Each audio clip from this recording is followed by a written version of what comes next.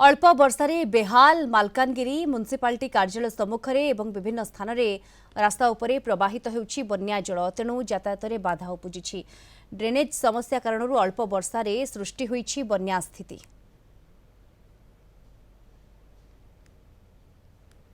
रास्ता उपरे आंठुए आंठुए पानी, घर और मंदिर भितर भी पशुछि ड्रेन पानी, नलकूआ चारिआडे आंठुए पानी। ए होउछि कटक गोपालपुर 57 नंबर वार्ड पाइक साहिर दृश्य। गोटे पटे डायरिया व्यापुवा बेले लघुचाप जनित लगाण वर्षा पानी रे लोके हंतसंत। मौसुमी वर्षा आरंभरू एभली दृश्य आगकू कौन हेब?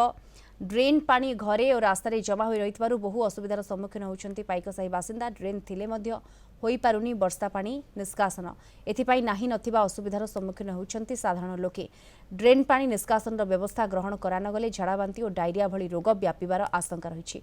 आगकू अधिक वर्षा हेले कौन हेब एही पाइकसाही लोकंक अवस्था? एने प्रश्न बाची यथाशीघ्र यार कौनसी समाधान करबा लागि दाबी करिसेंती स्थानीय लोके।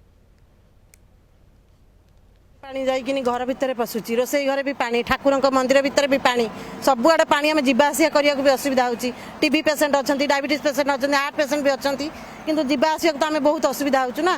पीवा पानी भी भल मिलूनी आमको। आम घर भितर पानी पीवा पानी सुविधा पूरा अव्यवस्था है कि पड़ी। तापरे आम जाई आसी पारुनु, घर भितर पूरा आंठिए आंठिए पानी, कौन से काम भी करूँ, बाहर को जा ही पारुनु।